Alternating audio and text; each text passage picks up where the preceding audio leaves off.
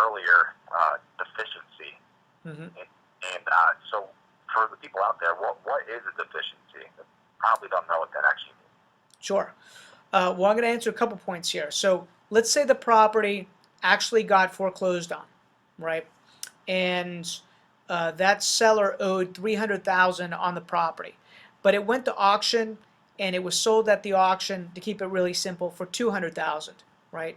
So there's $100,000 delta that the bank, say a $100,000 loss that the bank is incurring. Now I'm not factoring in all the other pieces like attorney fees and things like that, but just to keep it really simple, there's a $100,000 loss that's there.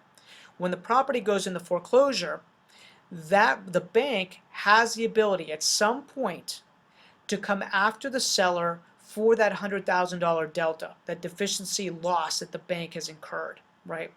If you read your note when you sign the mortgage, when you sign your mortgage, it says in there the bank has the right to come after you for that deficiency debt.